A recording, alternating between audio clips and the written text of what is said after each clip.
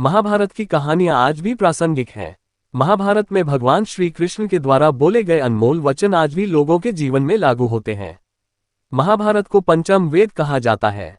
अगर महाभारत में भगवान श्री कृष्ण के द्वारा बोले गए उक्तियों को अपने जीवन में आत्मसात कर लिया जाए तो जीवन सार्थक हो जाता है। आज यहाँ हम जानेंगे भगवान श्री कृष्ण के ऐसे ही 15 अनमोल वचनों को। कर्म का फल व्यक्ति को उसी तरह ढूंढ लेता है जैसे कोई बछड़ा सैकड़ों गायों के बीच अपनी मां को ढूंढ लेता है। आत्मा ना जन्म लेती है, न मरती है, न इसे जलाया जा सकता है, न ही इसे भिगोया जा सकता है। आत्मा अमर व अविनाशी है। इस संसार में कुछ भी स्थायी नहीं है। आत्मा शरीर को वैसे ही छोड़ देती है जैसे मनुष्य पुराने कपड़ों को उतार कर नए कपड़े धारण कर लेता है।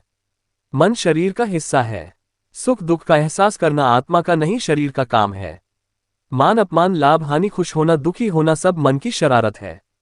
जब ये संसार ही स्थायी नहीं है तो इस संसार की कोई वस्तु कैसे स्थायी हो सकती है। मैं सभी जीवों में विद्यमान हूँ, मैं चींटी में भी विद्यमान हूँ और हाथी में भी विद्यमान हूँ। सारे रिश्ते नश्वर हैं और केवल शरीर से जुड़े हुए हैं। जैसे ही व्यक्ति की मृत्यु हो जाती है आत्मा शरीर को छोड़ देती है।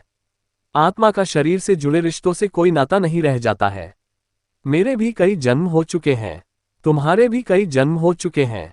ना तो मेरा आखिरी जन्म है और ना ये तुम्हारा आखिरी जन्म है। वर्तमान परिस्थिति में जो तुम्हारा कर्तव्य है वही तुम्हारा धर्म है। धर्म व्यक्तिगत होता है। मैं किसी के भाग्य का निर्माण नहीं करता, ना ही किसी के कर्मफल में दखल देता हूँ। व्यक्ति या जीव का कर्म ही उसके भाग्य का निर्माता होता है।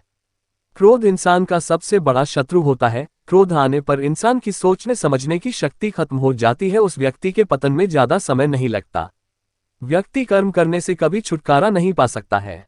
इसलिए तुम्हें हमेशा कर्म करते रहना चाहिए, क्योंकि कर्म के बिना तुम्हारे शरीर का निर्वाह भी नहीं हो सकता है। परिवर्तन ही संसार में स्थायी है, इसलिए परिवर्तन से नहीं घबराना चाहिए। मन को नियंत्रण में रखना किसी घोड़े के नवजात शिशु को नियंत्रण में रखने जितना कठिन होता है।